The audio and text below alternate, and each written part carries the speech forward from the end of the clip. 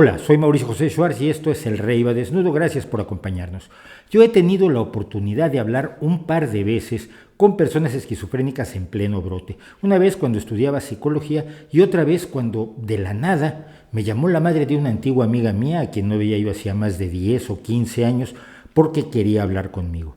De pronto me vi en una mesa de café huyendo las fantasías paranoicas de la pobre mujer. Por un lado me sentí muy impotente porque no podía hacer nada para ayudarla y evidentemente ella estaba sufriendo muchísimo con sus alucinaciones. Según estas alucinaciones, los vecinos la drogaban en la noche y entraban en su casa a hacerle maldades como tomar sus gafas redondas y hacérselas cuadradas. Y me enseñaba las gafas cuadradas jurando que hacía unos días eran redondas. También los vecinos tomaban la mantelería que había traído de España. Ella era parte del exilio de la guerra y viajaba con frecuencia a su tierra, y hacían la tela más delgada, como de tul, o se la acortaban para que ya no cubriera la mesa. Es una de las experiencias más inquietantes de mi vida. No se puede hacer nada en estos casos, al menos como lego en el asunto sin ser psiquiatra. No puede uno sino asentir, llevarle la corriente y mostrar comprensión y simpatía. Porque una cosa era clara: resultaba absolutamente inútil razonar con ella, explicarle que es materialmente imposible cambiar la forma de un marco o armazón de unas gafas, o que acortar un mantel es una obra de costura compleja y laboriosa, y que sería muy extraño que lo hicieran solo para perjudicarla, para asustarla. Sus alucinaciones paranoicas le parecían reales y su miedo, su indefensión eran totalmente reales. El problema, claro, es que en un momento dado, ella, en su miedo, podía actuar según sus creencias y atacar o hacerle daño a los vecinos. Nunca volví a saber de ella. Por estas alucinaciones estructuradas con su propia lógica, es por lo que a las personas que creen en conspiraciones delirantes se les llama conspiranoicos, ya que suelen sentir que de un modo u otro ellos son víctimas de las conspiraciones que creen haber descubierto, los persiguen, les quieren hacer daño. Y hoy vivimos una era de conspiraciones sin final, desde la presunta conspiración de algunos miembros del Partido Republicano, la CIA y el fantasma de Hugo Chávez para robarle la elección a Donald Trump, hasta, como todo el mundo sabe, el amplio abanico de creencias, incluso contradictorias, sobre el coronavirus SARS-CoV-2 y la enfermedad que provoca la COVID-19. Quien asume una dinámica conspiranoica, por un lado, renuncia a los mecanismos normales y racionales de adjudicación de la verdad, y por otro pretende ser enormemente racional, utilizando un constante cuestionamiento de la realidad, pero sin un final visible. Es decir, el escéptico duda de las cosas, pero pone una serie de reglas que, si se cumplen, tendrá que reconocer que algo es verdad. El conspiranoico no. El conspiranoico lo cuestiona todo, pero no hay nada que lo pueda convencer de que esté equivocado. No hay una serie de pruebas que estuviera dispuesto a aceptar para rechazar su creencia fundamental.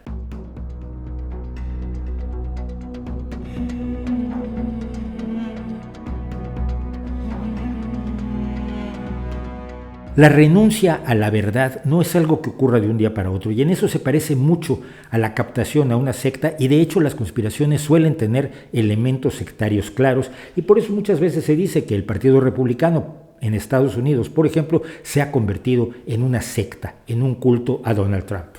Nadie se acuesta siendo perfectamente racional y se levanta pensando que todo el programa espacial es un timo. Entregarse a una conspiración es un proceso. Generalmente comienza cuando alguien se enfrenta a un cuestionamiento en apariencia razonable y a que le ofrezcan de inmediato una respuesta inquietante. Por ejemplo, ¿no es extraño que no se vean estrellas en las fotos supuestamente tomadas en la superficie de la Luna? Y la respuesta, por supuesto, es claro, porque están tomadas en un estudio de Hollywood donde Spielberg dirigió la puesta en escena, pues el ser humano nunca fue a la Luna. Para aceptar esto es necesario omitir el hecho de que cuando nos tomamos fotos en la noche, digamos en una fiesta al aire libre, no salen las estrellas tampoco, porque la exposición de la cámara es tal que no alcanza a registrar las tenues luces de las estrellas. Pero es que eso no es emocionante. Y el primer paso en el camino a la renuncia de la verdad no tiene tanto que ver con la razón como con la emoción, con nuestra parte subjetiva, con eso que nos sugiere la pregunta y la respuesta que inicia el camino de renuncia a la verdad. Esto es lo mismo que pasa con las sectas destructivas, que nunca ofrecen la versión completa de su doctrina a los recién llegados. Que la secta cree que los malvados seguidores del dictador galáctico Xenu se pegan al espíritu humano dañándolo, y que solo las enseñanzas del líder de la secta pueden aclarar sus almas y liberarlos de tales parásitos extraterrestres, eso no viene en el folleto de entrada a la cienciología.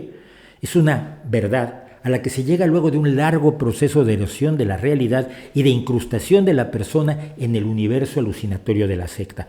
Y esto vale para todas las sectas. Desafortunadamente, una vez desarrollado el proceso, una vez que se abraza la creencia y se rompen amarras con la verdad, el camino de regreso es difícil y en la mayoría de los casos es imposible.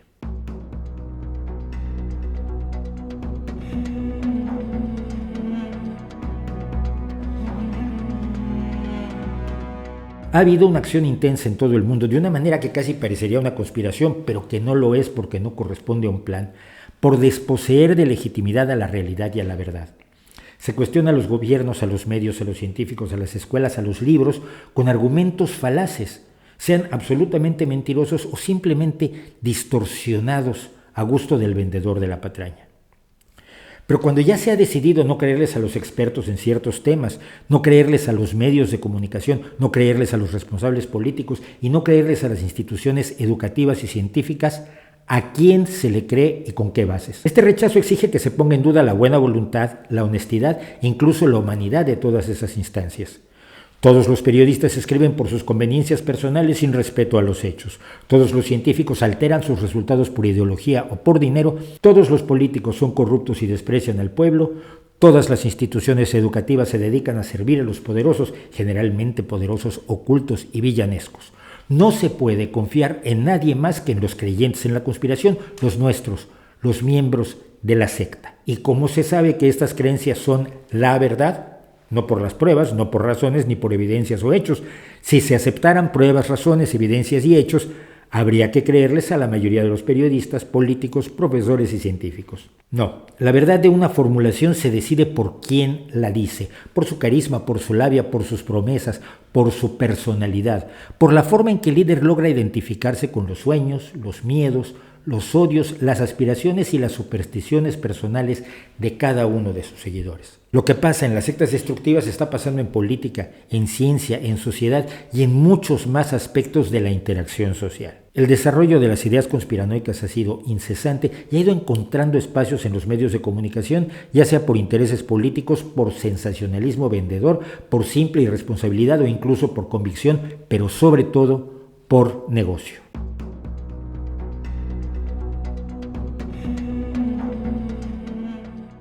Intereses políticos como los de la televisión oficial de Vladimir Putin, Russia Today, que le da espacio a profesionales de la conspiración como Daniel Stulin, quien cuenta fabulosas fantasías sobre la reunión Bilderberg, misma que ya desmontamos, por cierto, aquí. El enlace está en la descripción. Pero sepa usted que a esta reunión solo van europeos y estadounidenses, de modo que es muy difícil controlar el planeta entero sin tener en cuenta a China, Japón o los principales productores de petróleo.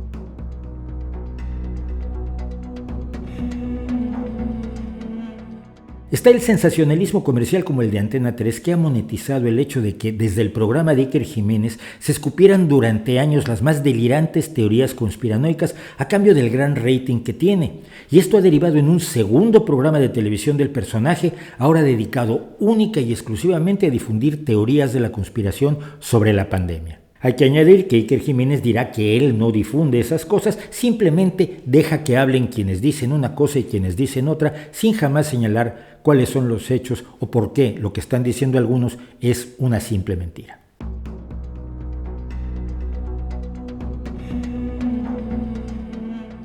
Tenemos irresponsabilidad como la del diario La Vanguardia, cuya contraportada o cuarta de forros, llamada La Contra, ha dado tribuna a cualquiera que dijera cualquier barbaridad, pasándose por la desvergüenza toda pretensión de seriedad o ética periodísticas.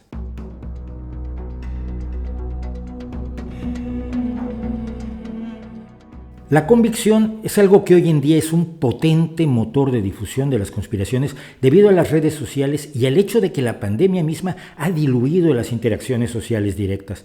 La mayor parte de nuestras interacciones con la gente, incluso con gente muy cercana a nosotros, se hacen a través de afirmaciones escritas en las redes sociales, no con personas integrales, y esto facilita la manipulación y la transmisión de desinformación. Porque en persona solemos evaluar todo tipo de elementos para darle o no credibilidad a alguien. Su aspecto, su vestido, su trato, su respuesta a nuestras preguntas, su tono de voz, si nos mira a los ojos, si suena falso, etc.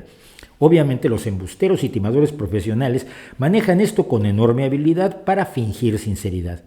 Pero en redes sociales esto es mucho más fácil. Basta un avatar, una imagen sacada de donde sea, un nombre cualquiera, un nick y una serie de afirmaciones bien diseñadas, ciertamente no espontáneas ni inocentes, que se pueden viralizar aprovechando la buena fe de otras personas. No es lo mismo pensar que un desconocido dijo algo extrañísimo que pensar que un amigo nuestro, un familiar o una personalidad respetada ha compartido esa afirmación. La afirmación adquiere así, por supuesto, el prestigio, la credibilidad y la atención que le damos a quien nos lo compartió, no a quien lo emitió en primer lugar. Esta es una forma de hackear en beneficio de los mensajes conspiranoicos la imagen, la personalidad, la credibilidad, la emocionalidad que tenemos hacia quien comparte esos mensajes.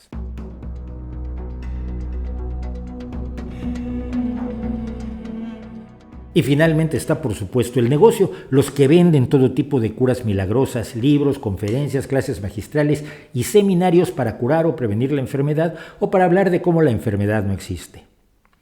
Un ejemplo poderosísimo de esto ha sido el embate de Andreas Kalker, quien no creó el embuste de la pócima mágica del dióxido de cloro, pero la ha monetizado espectacularmente con fuertes inversiones, sobre todo en el mundo hispanoparlante, atrayendo a médicos renegados y a todo tipo de charlatanes para promover la venta de su pócima, sus libros y sus seminarios.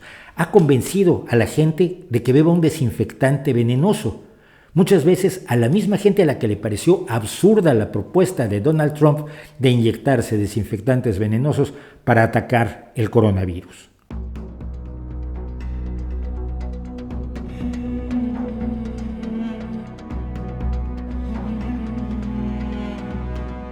Así, con estos y otros cómplices y motivos, en estos años las conspiranoias han ido saliendo del sótano de lo marginal a la luz, a la calle, a espacios donde la seriedad debería estar consagrada por la ética del periodismo y la responsabilidad de los dirigentes políticos. Muchos medios y muchos políticos omiten ya toda idea de ética y responsabilidad, y eso también ha sido incremental. Han sido años de mensajes desinformativos llamados jocosamente fake news, hasta que un presidente de los Estados Unidos decidió poner de cabeza el concepto y llamar fake news a las noticias reales y datos alternativos o prensa seria a lo que él presentaba como sus cada vez más enloquecidas creencias. Y cada vez que alguien era más audaz contando mentiras más graves, falseando más la realidad en algún lugar del mundo, otros en otros lugares del mundo se sentían más libres de mentir, sentían que la verdad, que los hechos se estaban erosionando en todo el planeta, porque ya no estamos en los espacios cerrados de las burbujas nacionales o regionales. Hay un vasto inventario de chifladuras sin evidencias y con argumentos más bien endebles, pero precisamente porque es vastísimo, siempre puede haber algo que resuene con nuestras dudas personales, nuestras creencias, nuestros prejuicios, nuestro sesgo o nuestra ignorancia. Puede ser que resulte muy raro que haya tanto cáncer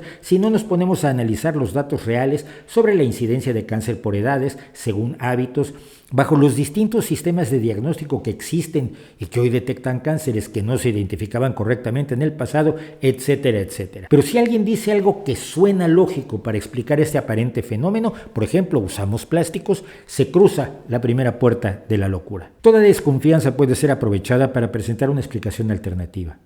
Ante una realidad confusa, las conspiraciones ofrecen certeza, control. Se piensa que la gente de afuera es víctima de circunstancias complejas y diversas porque no saben lo que nosotros sabemos. Nosotros sí tenemos el control, sabemos, podemos defendernos del peligro. Estamos en la paranoia. En este contexto de los últimos años, la pandemia es un agujero negro que atrae hacia sí todas las conspiraciones, ya sean políticas, económicas, sociales, extraterrestres, paranormales o esotéricas. Todas las visiones populistas y toda disociación de la realidad objetiva, toda filosofía que niega la realidad para fortalecer su rechazo a los hechos. La multiplicación de los embustes se vuelve una tarea inmanejable cuando dichos embustes se disparan con ametralladora, como suele o solía hacer Donald Trump. No se podía empezar a desmontar un tuit enloquecido del presidente de Estados Unidos cuando ya había publicado otros 3 con mentiras de otros 3 temas e igualmente graves.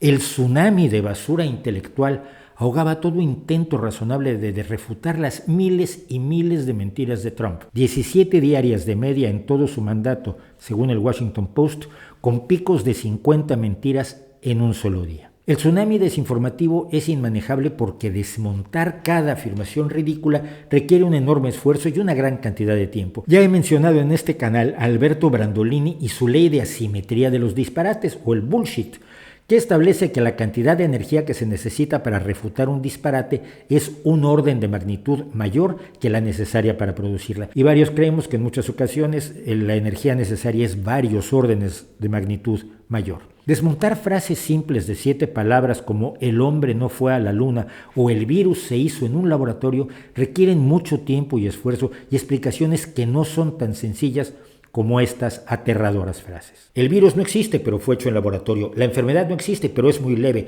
pero es muy grave, pero se puede curar fácilmente, pero no está matando a nadie.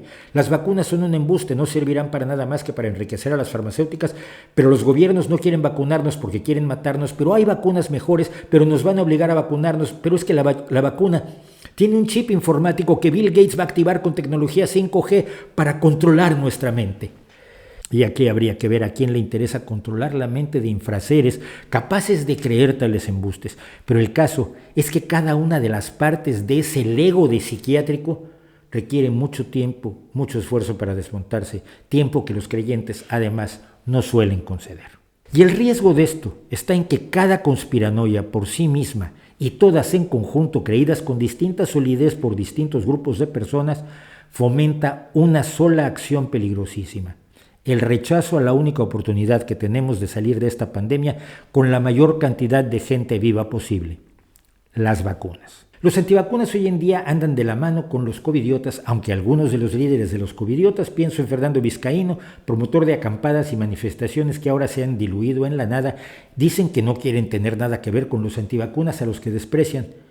Pero da igual que no quieran, están en el mismo barco y además ninguno controla exactamente el rumbo de la nave de las conspiraciones negacionistas de los covidiotas. Estas creencias se asocian de un modo u otro a todas las conspiraciones que se han ido alimentando a la gente durante años, pero especialmente en la última década, desde los reptilianos hasta Bilderberg, la trilateral, George Soros, al que todo el mundo odia porque es malo a la derecha y a la izquierda, el nuevo orden mundial, la masonería, los Illuminati, la negación de la llegada a la luna, la negación de la autoría islamista de los atentados del 11 de septiembre en Nueva York o del 8 de marzo en Madrid, la floración del agua que dio pie a la película Doctor Strangelove, MK Ultra, la negación del cambio climático, la tierra plana, la más reciente locura de QAnon y literalmente cientos de conspiraciones más de carácter nacional, regional o internacional. Claro que todas y cada una de estas teorías conspiranoicas se pueden desmontar de manera relativamente sencilla. Simplemente hace falta una búsqueda en Google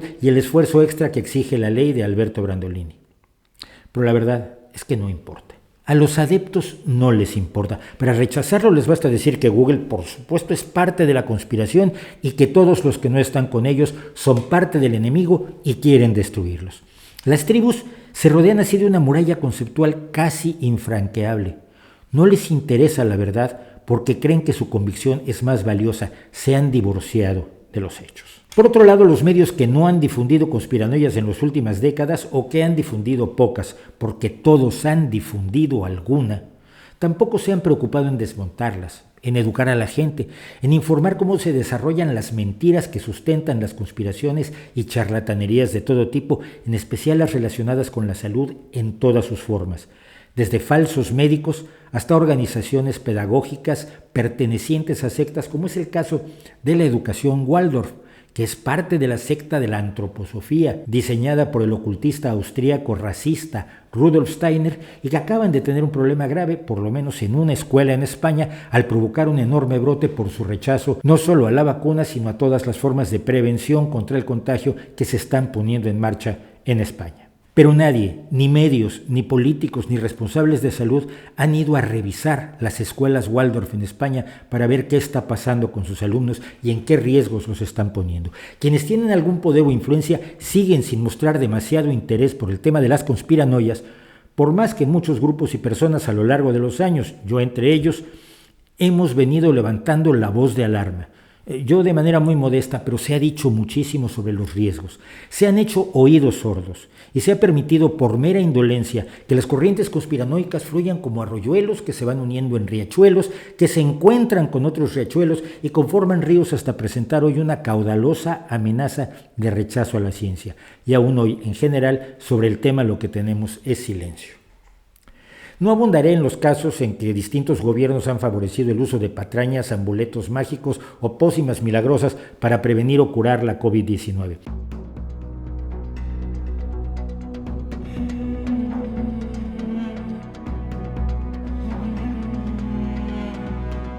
No abundaré, pero miren a esta persona.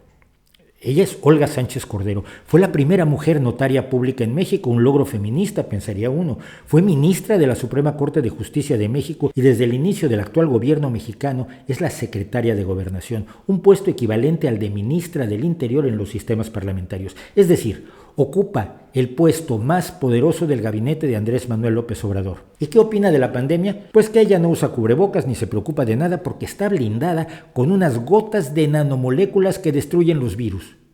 ¿Y qué laboratorio ha hecho tal logro brutal? Ninguno.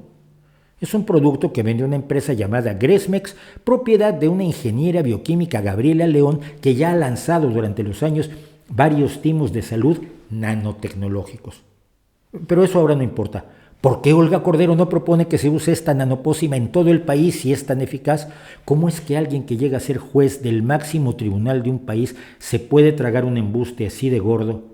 Y sobre todo, ¿qué influencia va a tener esta noticia ampliamente difundida el día de mañana entre la población mexicana? Lo mismo vale para los desinfectantes y la hidroxicloroquina de Trump, para la misteriosa vacuna rusa, la vacuna homeopática cubana y la molécula venezolana, el detector de COVID iraní, el dióxido de cloro y un largo etcétera. Vayamos al día en que haya una vacuna eficaz contra el coronavirus SARS-CoV-2, causante de la enfermedad llamada COVID-19. ¿Servirá de algo? No digo que no sea eficaz. Si se comercializa es porque los científicos y los reguladores tendrán una certeza razonable de que la vacuna es eficaz y segura. Pero ¿qué pasa si tenemos una vacuna eficaz y segura, pero la gente no quiere que se le administre? Si no se llega a un porcentaje determinado de personas vacunadas, no se crea la inmunidad de grupo. Y no sabemos cuál sea ese porcentaje para esta enfermedad, pero los expertos dicen que debemos esperar que sea superior al 70%, incluso muy superior si pensamos que el porcentaje de vacunación para la inmunidad de grupo de la poliomielitis es de un 80% de la población vacunada. Vamos, que vale con que un 30% de la población se niegue a vacunarse y la pandemia seguirá sin control sin importar cuán eficaz sea la vacuna. Y las cifras que tenemos sobre el rechazo a la vacuna a nivel mundial no son alentadoras. Pero además imagínese que alguien se pone la vacuna y sufre algún problema de salud después, inmediatamente después, o incluso se muere. Claro que para demostrar que el problema de salud o la desafortunada muerte se debieron a la vacuna, es necesario tener datos científicos muy precisos. Una cosa que se dice con frecuencia es que la correlación no es causalidad. Que dos cosas ocurran una después de la otra no demuestra que la segunda haya sido causada por la primera. Pero esto resulta muy complicado y a cambio hace muy fácil que se haga un escándalo asegurando que la vacuna es más peligrosa de lo que realmente es, porque algún peligro tendrá, como todo en la vida. Pedir un riesgo cero es enormemente ignorante porque no hay nada con riesgo cero, pero al mismo tiempo ello facilita la comunicación conspiranoica y las exigencias delirantes, no solo de conspiranoicos, sino de otras sectas como incluso Greenpeace.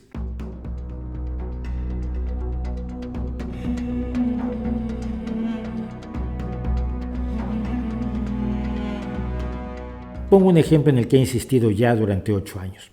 A principios de septiembre de 2012, una chica asturiana murió lamentablemente después de que se le aplicara la segunda dosis de la vacuna contra el virus del papiloma humano.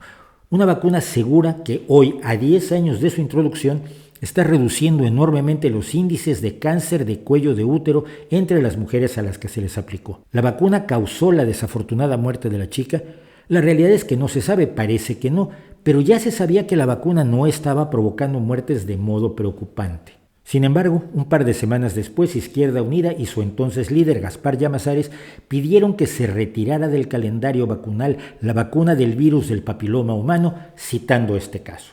Llamazares, que es médico, o era médico, llegó a decir que tenía datos científicos que demostraban que no se trataba de una vacuna necesaria y que en su inclusión en el calendario vacunal ha tenido mucho que ver la presión de las compañías farmacéuticas. Ya sabe usted que con esto tiene ganados muchos aplausos. Durante los siguientes 8 años, hasta hoy mismo, me he dedicado a pedirle a Gaspar Llamazares sus datos. Nunca me los dio. ¡Oh, sorpresa! Y a enviarle cada estudio que encontraba sobre la eficacia y buenos resultados de la vacuna para reducir el mortal cáncer de cuello uterino o cérvix que mata a millones de mujeres. Hoy mismo le he mandado un tuit sobre el asunto a ver si se retracta finalmente. Déjenme ver si ha respondido. No. Me dice un amigo, Manuel Herrador, que qué buen detalle tengo al preguntarle a Llamazares. Y que la posición de Llamazares es insostenible, pero pues no. Llamazares no me ha contestado. No me ha contestado durante 8 años. Pero ¿cuál fue el problema? Que un político más diga una tontería más y ya. El problema es este. Llamazares es respetado y querido en Asturias. Y en los años siguientes vimos que Asturias era una de las comunidades con menor cobertura vacunal contra el virus del papiloma humano, el VPH. ¿Esta menor cobertura vacunal fue culpa de Gaspar? Hombre, no creo. Pero pudo haber influido, ante la enorme cobertura que le dieron los medios nacionales y sobre todo regionales. Pues sí, puede haber influido, así sea en un caso. Por eso, y no por molestar, me he dedicado durante 8 años a pedirle que se retractara públicamente de su rechazo a la vacuna, pensando en que podía motivar a más familias y chicas a vacunarse, es decir, a evitar casos futuros de cáncer de útero, aunque fuera solo uno. Y esto puede pasar a nivel mundial. La pandemia de este coronavirus parece estar acompañada con una pandemia de desconfianza y conspiranoia enorme. Una pandemia interior que puede obstaculizar el combate a la enfermedad incluso cuando tengamos una o varias vacunas eficaces y razonablemente seguras. La desconfianza se ha sembrado ya. La conspiranoia recorre las redes sociales y la gente muere sin creer en la enfermedad. Una enfermera heroica de Dakota del Sur, estado profundamente trumpista, Jody Doring, narraba en un memorable hilo el 15 de noviembre cómo la gente allá se enferma de COVID-19 y cuando le estaban intubando decía que no podía tener COVID porque eso no existía y le reclamaba a ella que por qué se atrevía a llevar equipo de protección y mascarilla si el virus era un bulo de los demócratas y de China. Lo contó primero en Twitter y después en los informativos estadounidenses con desesperación e incredulidad. Eso es lo que podemos estar enfrentando en pocos meses. Tener el arma y no poder usarla. El triunfo de la ignorancia y la prolongación de la pandemia durante años y años, mientras la gente muere creyendo que muere de otra cosa, o no se vacuna porque a alguien lo atropellaron después de vacunarse, o por no hacer el negocio de las farmacéuticas, o por miedo a Bill Gates, porque hay que esperar a ver qué pasa antes de vacunarse, por literalmente cientos de razones.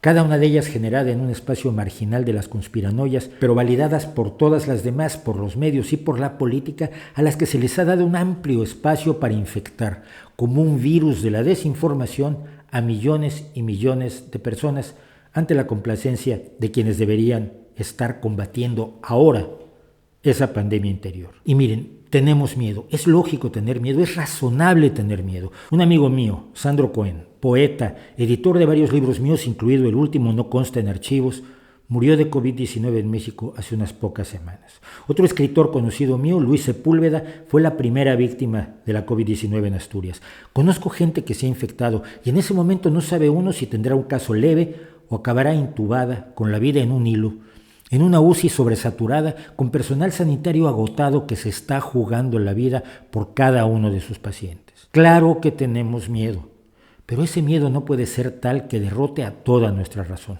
Es hora de que cada uno de nosotros les exija responsabilidad y ética a los medios de comunicación, a las universidades, a los responsables políticos, a los profesores y a los expertos para que vacunen también a la gente contra la desinformación, con hechos y datos, no tranquilizándolos con mentiras como también han hecho algunos gobiernos que han prometido que en el verano el virus se disolvería, como dijo Trump, o que la pandemia duraría 12 semanas, como dijo el gobierno mexicano. No, con la verdad. devolviéndoles a los hechos demostrables, a las evidencias, a los datos y al conocimiento el lugar central que merecen en el combate a la pandemia. Si no nos vacunamos contra la desinformación, contra la conspiranoia, contra la mentira organizada, esa pandemia interior puede hacer que la pandemia de allá afuera, la del coronavirus, se prolongue más de lo necesario, que se cobre más vidas de las que ya se ha cobrado, que cause más dolor y deje a más personas incapacitadas. Y en este caso, aunque la responsabilidad principal yace en espacios de poder a los que es necesario presionar,